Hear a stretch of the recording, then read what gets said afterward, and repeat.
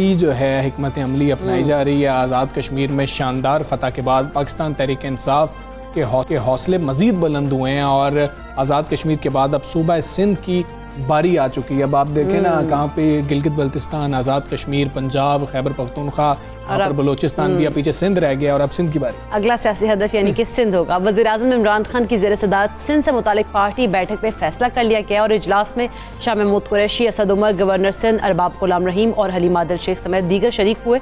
इजलास में फैसला किया गया कि वज़ीर-ए-आज़म इमरान खान अगस्त से सिंध के दौरों का सिलसिला भी शुरू करेंगे। और सिंध में अहम सियासी शख्सियात को तहरीक इंसाफ में शामिल किया जाएगा ज़राए के मुताबिक। और वज़ीर-ए-आज़म सिंध के दानिश्वरों, वकला तंजीमों और सिविल सोसाइटी से भी राबता करेंगे। और वज़ीर-ए-आज़म ने सिंध से मुतल्लिक़ आइंदा हफ्ते दोबारा इजलास भी तलब किया है। यही सब कुछ बताया जा रहा है और जिसमें सिंध में वफाकी हुकूमत के सियासी और इंतज़ामी असरात का जायज़ा लिया जाएगा। आवाम के मसाइल किस तरह से हल हो सकते हैं, इसके ऊपर बातचीत की जाएगी। और अब सीरियसली काम करने का वक्त आ गया है। ज़रा ये बता रहे हैं कि अब सिंध में बेहतरी कैसे आएगी और वज़ीर-ए-आज़म को सियासी शख्सियात की रिपोर्ट भी पेश की जाएगी। अब ये जो सारी सूरत हाल है इस पर हम बात करेंगे। पाकिस्तान तहरीक इंसाफ के सीनुमा फिरदौस शमीम नकवी साहब हमारे साथ मौजूद हैं। फिरदौस शमीम नकवी साहब, अस्सलाम वालेकुम, गुड मॉर्निंग सर। सर, ये अब जो सिंध स्ट्रेटजी कमेटी की एक मीटिंग हुई है, इजलास हुआ है, क्या सर फैसले किए गए हैं और किस तरीके से वज़ीर-ए-आज़म साहब अब सिंध के दौरे कर रहे होंगे? देखिए, बुनियादी तौर पर सिंध के मसाइल जो हैं वो रोज़ बरोज़ बदतर होते जा रहे हैं। इसलिए कि सूबे के किसी भी चीज़ को आप देखें तो बाकी सूबों से पीछे चला जा रहा है सिंध। तालीम का मैदान देखें तो उसके जितने NGOs के भी आदाद व शुमार आ रहे हैं। ट्रांसपोर्ट का निज़ाम देखें तो यहाँ पब्लिक ट्रांसपोर्ट जैसी कोई चीज़ नज़र नहीं आती। बिल्डिंग कंट्रोल अथॉरिटी काम से ही नहीं कर रही। वाटर सीवरेज बोर्ड के अपने मसाइल हैं, सॉलिड वेस्ट मैनेजमेंट की अपनी जगह है, करप्शन का दौरा है। पेंशन फंड्स में देखें तो वो मसाइल नज़र आ रहे हैं कि खरबों रुपए की चोरी हो रही है। अब इस वक्त जो ये सूरत हाल है ये नागुफ्ता बे है और उसके साथ साथ ख़ास तौर पे शहर कराची जिधर पाकिस्तान तहरीक इंसाफ को मैंडेट मिला है तो वहाँ के मसाइल को हल करना पाकिस्तान तहरीक इंसाफ के लिए ज़रूरी है। अच्छा, ये सूरत हाल इस वक्त हुकूमत सिंध जो है वो एक डिक्टेटर की तरह एक्ट कर रही है। सिंध असेंबली के अंदर असेंबलियों के स्टैंडिंग कमेटीज में अपोजिशन को जगह नहीं दी जा रही, पब्लिक अकाउंट्स कमेटी में नहीं दी जा रही, कानून साजी नहीं करने दी जा रही। तो यहाँ जमहूरियत जैसी चीज नहीं है। हम और ख़ास तौर पे सबसे अहम चीज़ जो है लोकल बॉडीज़ का कानून है। हमारी पूरी कोशिश है कि लोकल बॉडीज़ के कानून को, जिसको हमने लिख के भी जमा कराया हुआ है और सिंध हुकूमत ने कहा था वो कानून लाएगी अपना भी, कि उसके ऊपर बहस होकर जल्द से जल्द बल्दियाती निज़ाम को बहाल किया जाए और बल्दियाती निज़ाम ही के ज़रिए लोग शहरियों को उनके हकूक़ मिल सकते हैं। क्योंकि हुकूमत सिंध मनमानी कर रही है, इसलिए ज़रूरी ये है कि कुछ न कुछ पाकिस्तान तहरीक इंसाफ और वज़ीर-ए-आज़म साहब को कुछ करना पड़ेगा। ठीक। अच्छा नकवी साहब, जिस तरह की सूरत हाल है, कराची में मसाइल हैं और अब वज़ीर-ए-आज़म ने यह अज़्म किया है कि कराची की आवाम के लिए सोचना है, तो वफाकी हुकूमत ऐसे कौन से पैकेजेस का ऐलान करने जा रही है और आप क्या समझते हैं सिंध में पीपल्स पार्टी की ताकत को तोड़ना आसान होगा? देखिए, पहली चीज़ तो ये कि पैकेजेस तो बहुत सारे अनाउंस होते हैं, पैकेजेस का इतलाक करना बहुत मुश्किल हो रहा है। इसलिए हुकूमत सिंध कोऑपरेट नहीं करती और उनको ये पता है कि अगर ये पैकेजेस कामयाब हो गए तो वो एक तरीके से अपने पिछले जो 3 साल ये लेकिन पिछले 10 साल में जो उन्होंने कोई काम किया था उसका सारा ब्लेम उन पे आ जाएगा और तहरीक इंसाफ दिखा सकेगी कि हम काम करते हैं और आप माजी में काम नहीं कर सके। और ये चीज़ उनको बहुत परेशान करने है उनके लिए, इसलिए वो नहीं चाहते कि किसी किस्म की भी तरक्की और वो कह के देखे जी तरीके इंसाफ भी नाकाम है। तो ये एक उनकी सियासी स्ट्रेटजी है जिस पे वो अमल कर रहे हैं और हमें अपनी सियासी स्ट्रेटजी पे अमल करना है। मैं ये समझता हूँ कि इस वक्त जो वो मनमानी कर रहे हैं उनको इस बात का एहसास दिलाना ज़रूरी है कि फेडरल गवर्नमेंट एग्जिस्ट करती है और फेडरल गवर्नमेंट के नीचे ही सूबे होते हैं। ये नहीं है, उल्टा नहीं है मामला, गंगा उल्टी नहीं बह रही कि सूबाई हुकूमत अपनी मनमानी करते रहे और मरकज कुछ न कर सके। ठीक है। फिरदौस शमी नकवी साहब, ये भी बताइएगा, क्या ये अगले इलेक्शन के लिए कुछ मुलाकातें हो रही होंगी कि जो सीनियर सियासतदान है उनसे मुलाकात हो रही होगी, बाकी जो अहम लोग हैं उनसे मुलाकातें हो रही होंगी, या फिर इलेक्शन के बारे में तो सोचा ही नहीं जा रहा, अभी तो सिर्फ हालात के बारे में सोचा जा रहा है? दोनों का एक दूसरे से बड़ा अहम रब्त है, इनको आप जुदा नहीं देख सकते। देखिए, बात यह है कि पाकिस्तान पीपल्स पार्टी जरदारी ग्रुप ये कोशिश कर रहा है कि वो तमाम तर सिंधियों को इस बात पे यकीन दिला दे कि हमने हमेशा इख्तिदार में रहना है। यहाँ 13 साल से जो उनकी परफॉर्मेंस है, तो परफॉर्मेंस के ऊपर तो उनको कोई भी नहीं वोट देता, लेकिन खौफ के ऊपर जरूर वोट देते। ये वही सिलसिला है जो अल्ताफ हुसैन ने कराची में कायम रखा हुआ था कि उन्हें पता था कि वो कराची वालों को कि तुमने हमें वोट नहीं दिया तो तुम उस पर भी पछताओगे। तो कोई चॉइस नहीं छोड़ी थी कराची वालों के पास जब उनको चैलेंज नहीं किया गया था। और अब हमें इरादा यही है कि ये जो मिस्टर जरदारी, मिस्टर 10%, उनकी सबसे बड़ी बीमारी इस बहुत बर्बारी जो है और कायदे बदनाम को उनके मंतकी अंजाम तक पहुंचाया जाए। और मंतकी अंजाम यही होता है जमहूरियत में कि जो परफॉर्म नहीं करता he should be voted out. अच्छा, ठीक है नकवी साहब, जिस तरह से अब सूरत हाल अब बनती जा रही है, क्या आप देख रहे हैं कि सिंध में अहम शख्सियात भी तहरीक इंसाफ में शामिल होने का ऐलान कर सकती हैं, और क्या कोई नए सियासी इत्तेहाद के हवाले से भी कोई पेशरफ्त का इम्कान है? सियासत is the art of possible. हम किसी चीज को रद्द नहीं कर सकते, लेकिन मैंने आपको बताया कि हमारी बुनियादी जो जरूरत है इस वक्त की वो ये है कि लोगों के दिलों में और दिमाग से ये खौफ को ख़त्म करना है कि अगर आपने जरदारी लीग को वोट नहीं दिया तो आपको नुकसान हो। अच्छा, ठीक है नकवी साहब, इतना आसान होगा ये सब कुछ जो आप कह रहे हैं करना? सिंध में हुकूमत है उनकी, क्या इतना फ्रीली ये सब कुछ करना पॉसिबल होगा आप लोगों के लिए अपोजिशन में होते हुए? जी, असल में हमारा लीडर जो है ना, वो अपने लिए आसान टास्क तो कभी भी नहीं लेता।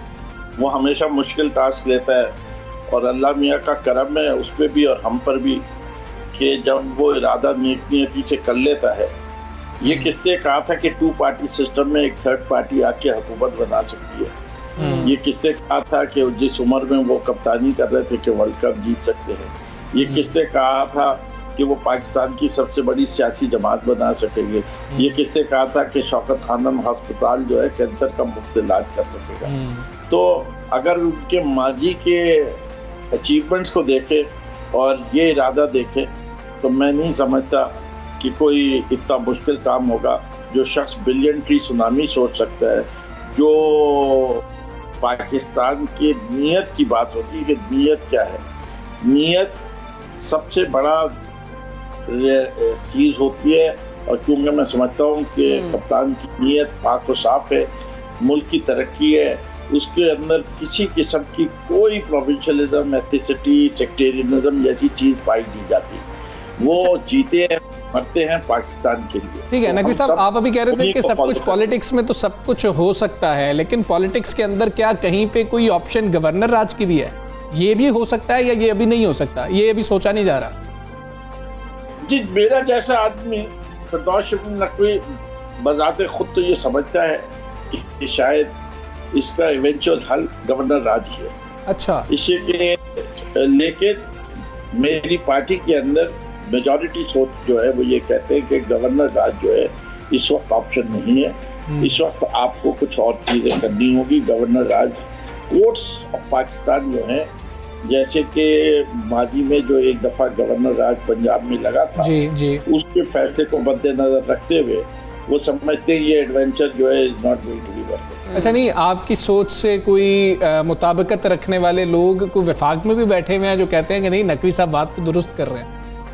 देखिए, बात ये नहीं है, ये नहीं कोई कहता कि गलत है, वो कहते हैं सस्टेनेबल नहीं है। ठीक है, ठीक है, there is a difference between the two. बिल्कुल ठीक है। फिरदौस शमी नकवी साहब, बहुत शुक्रिया आपका। सुबह सवेरे पाकिस्तान से आप बात थे और उनकी गुफ्तगू आपने मुलाहिजा की, वो कह रहे हैं कि आसान चैलेंज तो कभी लिया ही नहीं है हमारे कप्तान ने हमेशा से मुश्किल ही टास्क, बिल्कुल मुश्किल टास्क लिए हैं और जिस तरह से उन्होंने सारी बातें बताई। खैर अब सूरत हाल सिंध की जाने बढ़ गई है और सिंध में जो है सियासी तौर पर अब गर्मा गर्मी हलचल जो है वो देखने में आएगी। और अब सिंध हुकूमत इस हवाले से पीपल्स पार्टी जो है वो किस तरह से रेजिस्ट कर रही होगी ये भी देखने वाला होगा। लेकिन हम उम्मीद करते हैं कि हालात कम अज़ कम वो साजगार रहेंगे। वो अच्छा, जिस तरह से कहा जा रहा है कि वज़ीर-ए-आज़म इमरान खान अब दौरे भी करेंगे अगस्त से, तो वो सूरत हाल कुछ थोड़ी गर्मा गर्मी वहाँ देखने में मिलेगी और पीपल्स पार्टी भी अब हलचल करेगी अपनी चीज़ों को बचाने के लिए। हाँ नहीं मतलब क्या वो देखिए जिस तरह से ये तो क्लियर हो गया ना, एक मामला तो गवर्नर राज का ही है जिसके ऊपर सिंध गवर्नमेंट हमेशा बात कर रही होती है, लेकिन वो फिरदौस नकवी साहब कह रहे हैं कि अभी तक कोई ऐसी बात नहीं है और पार्टी यही कह रही है कि ये सस्टेनेबल चीज़ नहीं है, तो उस बारे में अभी नहीं सोचा जा रहा है। खैर डाउन्स ने बच्चों की ज़हनी सेहत को शदीद नुकसान पहुंचाया, जहाँ पे कुछ हमने देखे फ़ायदे भी इसमें हुए, लॉकडाउन में लोगों ने कुछ अच्छी एक्टिविटीज़ भी की, लेकिन कुछ जो तहकीक में अब जिस तरह आया नुकसान बहुत ज़्यादा हुए हैं। दुनिया भर में कोविड की जो डेल्टा की वेरिएंट है उस तरह की डिफरेंट उसकी इकसाम जो है फैल रही है, उनके साथ ही हम देख रहे हैं कि वबाई थकावट का तस्वुर भी सुर्खियों में अब आ गया है। अच्छा, अब एक एक करके ममालिक ऐसी पाबंदियाँ वापस ला रहे हैं जिनके बारे में तस्वुर था कि वैक्सीन के बाद शायद ये पाबंदियाँ वापस नहीं आएंगी। मुख्तलिफ ममालिक में तो अब एहतजाज भी हो रहे हैं कि अब हम थक गए हैं और ये पाबंदियाँ ख़त्म की जाएँ, लेकिन पाबंदियाँ तो इसलिए लगाई जा रही हैं कि हालात अभी ठीक नहीं है। तहकीक में ये भी बात सामने आई है कि बच्चों में कोविड और इससे मुतल्लिका पाबंदियों की वजह से नफ्सियाती असर ज़्यादा होता है। अच्छा, इसकी वजह जो है उनके कि जिसकी वजह से बच्चों की जो है नींद की ख़राबी हो जाती है और उनकी जो मनसूबाबंदी करने की जो सलाहियत है उसमें मसला होता है,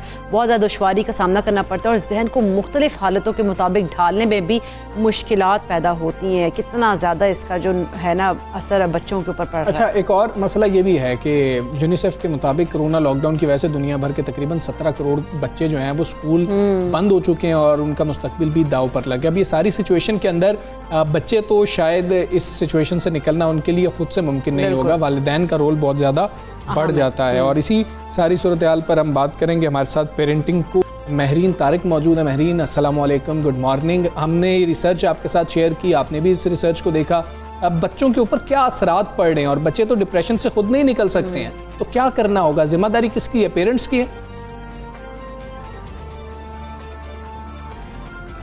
वालेकुम अस्सलाम, thank you so much for having me in this show. काफ़ी इम्पोर्टेंट टॉपिक है ये भी। और सबसे पहले जैसे आपने बात की कि जो रिसर्च के बारे में हमने रीड किया वो एक बहुत ही डिटेल और इंटेंसिव रिसर्च थी, जिसके अंदर डिफरेंट स्कूल ऑफ थॉट्स ने, डिफरेंट साइकोलॉजिस्ट ने अपनी राय दी हुई थी कि किस तरह से बच्चे इस कोविड पेंडेमिक की वजह से स्ट्रेस और एंग्जाइटी से गुजर रहे हैं। और ना सिर्फ बच्चे गुजर रहे हैं बल्कि उनके पेरेंट्स भी इस चीज़ को फील कर रहे हैं। तो यकीनन समझ लें आप 12 से अंडर एज के बच्चे तो ख़ुद से नहीं इस चीज़ से निकल सकते। बहुत ही रेयर है कि वो बच्चे खुद से हेल्प कर सकें, लेकिन जैसे कि रिसर्च में भी बताया गया है कि 12 साल से जो ऊपर एज के बच्चे हैं माशाल्लाह से वो खुद रिसर्च कर रहे हैं अपने गैजेट्स के ऊपर और वो देख रहे हैं कि किस तरह से हम इस चीज़ से निकल सकते हैं और वो काफ़ी अपने ऊपर मेहनत कर रहे हैं। और इस सब चीज़ों से अकेले जो है बच्चे नहीं निकल सकते हैं। पेरेंट्स का बहुत बड़ा रोल है, क्योंकि बेशक पेरेंट्स भी स्ट्रेस में है, no doubt parenting is such a challenging job when you are sitting in home and working from home. लेकिन अब साइकोलॉजिस्ट और थेरेपिस्ट की हेल्प लेना बहुत ज़्यादा ज़रूरी है, क्योंकि जब तक हम प्रोफेशनल्स की हेल्प नहीं लेंगे हम इस सारी स्ट्रेस, एंग्जाइटी और डिप्रेशन से बाहर नहीं निकल सकेंगे। सो देयर आर स्टेजेस कि जिनको आपको अपने अंदर और अपने बच्चों के अंदर फाइंड आउट करना है कि if we are as a home in stress or not, if my son or daughter is in stress or not। तो यहाँ पर मैं ये शेयर करना चाहूँगी कि जैसे कि रिसर्च में भी हमने देखा कि बहुत ज़्यादा स्क्रीन और गैजेट्स यानी जो एयर पोल्यूशन, जो लाइट पोल्यूशन क्रिएट हो गई हुई है वो बच्चों को और इवन एडल्ट्स को बहुत ज़्यादा इस डिप्रेशन की तरफ धकेल रही है। तो हमें बहुत ज़रूरत है अपनी नेचुरल वेज की तरफ जाने की। जैसे कि सबसे पहली चीज़ कि we have to make a routine. जब तक ना हम अपनी रूटीन बनाएंगे ना बच्चों की बनाएंगे, whether we are working from home और नॉट, वी शुड नो कि this room is dedicated for the work place और यही रूम है जहाँ पर ब्रेकफास्ट के बाद बच्चे भी रीड कर रहे होंगे या बच्चों के लिए एक स्टडी रूम अलग बनाया जाए और अपने ऑफिस के लिए अलग बनाया जाए। घर की एनवायरनमेंट को ही इस तरह से हमने क्रिएट करना है, जिसके लिए मैं आपसे टेक्निक्स भी शेयर करूँगी कि किस तरह से हम इस स्ट्रेस और एंग्जाइटी से निकल सकते हैं। बिल्कुल। अच्छा, फर्स्ट ऑफ ऑल ये चीज़ बारे में बात हम लोगों ने डे को डे समझना है जी कंटिन्यू करें काइंडली। जी, फर्स्ट ऑफ ऑल ये चीज़ है कि हमने डे को डे समझना है और नाइट को नाइट समझना है। It's like a day and night light routine. आपने जैसे हम छोटे बच्चे की ट्रेनिंग करते हैं, लाइक ए टॉडलर को जब हम पहली दफ़ा नींद की रूटीन बना रहे होते हैं, हम तो रात में 10 बजे हम लाइट्स ऑफ कर देते हैं, कर्टन्स आगे कर देते हैं कि किसी तरह भी उसको कोई आवाज़ ना जाए और उसे रात का पता चल सके। अब भी हमें उन सब चीज़ों की ज़रूरत है। हमने अपनी रूटीन बनानी है और रूटीन के बगैर हम कभी इस चीज़ से नहीं निकल सकते। सुबह आप अर्ली मॉर्निंग उठें, यानी जो भी आपका टाइम है, आप 9 बजे रखते हैं, आप उठें। आप लोग उठने के 1 आवर के अंदर अंदर अपना ब्रेकफास्ट कंप्लीट करें और कोशिश करें कि प्रोटीन फाइबर डाइट आपकी हो, इंस्टेड ऑफ आप कोई सीरियल्स और ये चीज़ लें। आप बॉयल एग लें, आप ग्लूटेन लें, आप प्रॉपर फाइबर डाइट लें, इसके अंदर फ्रूट्स भी ऐड करें ताकि एक अच्छा हैवी पोर्शन जो है वो सब कवर हो रहा हो। आपकी एक प्लेटर हो और वो इतना अच्छा आप लोगों ने अरेंज किया हो कि उसमें हर चीज़ कवर हो रही हो आपकी, जो भी हमारा इंपॉर्टेंट फूड मील के लिए पोर्शंस होते हैं। उसके अलावा आप नेक्स्ट जो है वो अपनी जो भी डेडिकेटेड आपने घर में जगह बनाई हुई है, लाइक बच्चों की रूटीन है तो आपने लिख लेना, चार्ट पे बना लेनी है वो चीज़, और एक चार्ट वॉल पे बच्चों के लिए लगा देना है और एक चार्ट अपने लिए लगा देना है। तो हमने बिल्कुल अपने आप को भी उसी तरह ट्रीट करना है, because we are human beings. हम बहुत स्ट्रेस में होते हैं, हम पेरेंट्स से तो doesn't mean we are perfect. ये सब चीज़ों ने हमें भी बहुत इम्पेक्ट किया है कि हम लोगों से नहीं मिल पा रहे, हमारी लाइफ जो है वो एकदम जैम हो गई हैं। तो अभी दोबारा ये डेल्टा वेरिएंट है और अब कुछ ऐसी चीज़ें होती हैं जो हमें एक्सेप्ट करनी होती हैं। तो आपने बच्चों के साथ बैठकर ये चीज़ प्लान करनी है कि बेटा there are uncertainty, so we are making our life plans. आपने प्लान ए बनाना है in case of like normal जो लॉकडाउन की सिचुएशन पहले भी लग गई थी, आपने उसमें बनाना है if we are staying at home totally, तो ये हमारी रूटीन होगी, हमने इस तरह उठना है, इस तरह हमने अपने काम वाले रूम में जाना है, फिर हम इतना प्ले टाइम लेंगे, फिर हमारा लंच टाइम इकट्ठे होगा, फिर हमारा बाथ टाइम होगा, जो भी आपके घर के हिसाब से आपको रूटीन सूट करती है। And then your sleep time लाने के लिए पहले पेरेंट्स को अपने अंदर बेहतरी लानी होगी और सीखना होगा कि इस सूरत हाल में जिसमें वो खुद डिप्रेशन का कहीं ना कहीं शिकार है, बच्चों को किस तरह उस सूरत हाल से बचाना है। आपने हमें टेक्निक्स बताई मेरीन, बहुत शुक्रिया आपका। पाकिस्तान का आप हिस्सा बनी और हम यहाँ पर ब्रेक लेते हैं, ब्रेक के बाद वापस आएंगे। Stay with us.